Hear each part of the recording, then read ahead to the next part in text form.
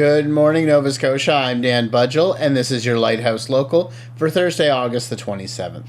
We begin this morning in Cape Breton, where a new centre is being built to introduce more Nova Scotians to careers in the skilled trades. The province announced Wednesday the new Cape Breton Trades Exhibition Centre will open in downtown Sydney next year. The centre will be located in the former Ascendo Fitness Building at 147 Prince Street.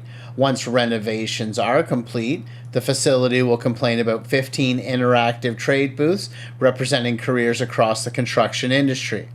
And this isn't intended to be a building where people simply walk around looking at posters. Students, young adults, and people considering a career change, you will be able to get some supervised, hand-on experience with actual tools and equipment. They'll also be able to learn about apprenticeship pathways and speak directly with people working in the industry. The building will include classroom space for apprenticeship training and upgrading, along with a testing center for apprenticeship exams. The province says about $6 million has been earmarked to acquire, renovate, and operate the center over 5 years. Organizers expect roughly about 25,000 people to visit during its first 5 years.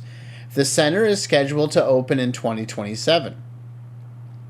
Now, to Kings County, where a significant quarry expansion has received environmental approval. The Sturk Quarry is located in Morristown and currently supplies aggregate used in local construction and road projects. The approved expansion will see the quarry grow considerably over time from approximately 4 hectares to 53 hectares. The project is expected to unfold over about 40 years. The province says the environmental assessment approval contains 34 terms and conditions intended to protect the environment and human health. Public comments, government reviews, and input from the Mi'kmaq of Nova Scotia were considered as part of the environmental assessment process. Aggregate from quarries like this one is used extensively in road construction and other infrastructure projects across Nova Scotia. Now to Cole Harbour, where RCMP are asking for the public's help with 2 investigations involving indecent acts. Police released information about the investigations Wednesday.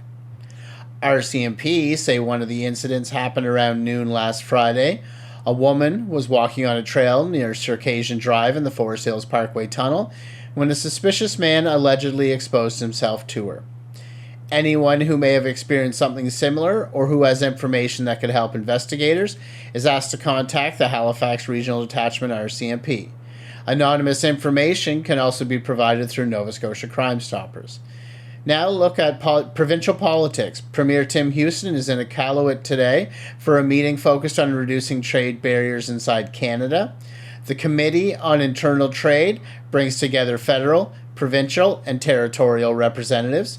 Nova Scotia says Houston will be pushing for further progress on making it easier for goods, services, investment, and workers to move between the province and territories.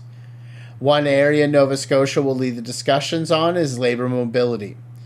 That includes digital credentials for tradespeople and recognition of important health and safety requirements in the construction industry.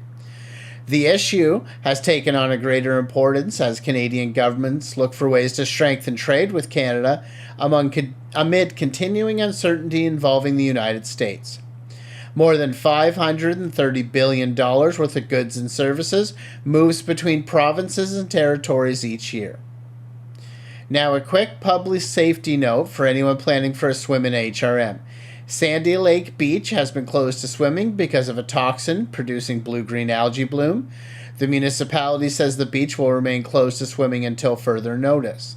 Blue-green algae can potentially be harmful to people and animals, so obey the closure and keep pets away from the affected water as well.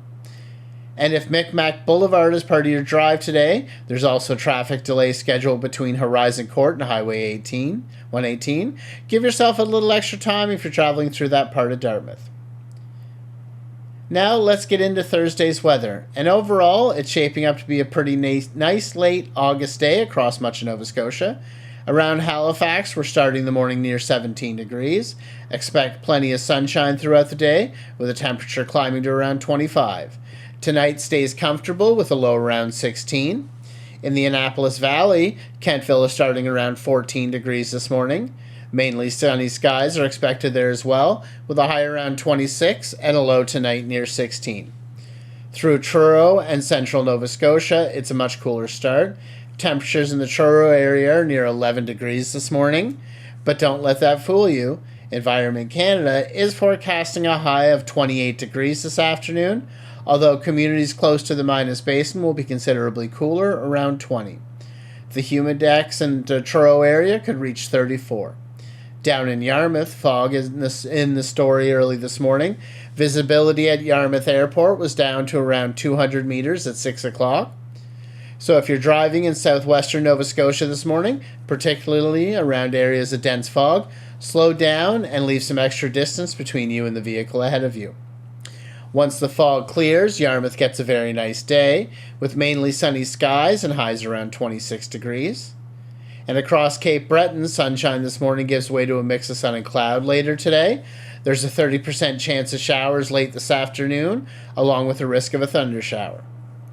The high around Sydney is 25, but with the humidity could feel like closer to 32.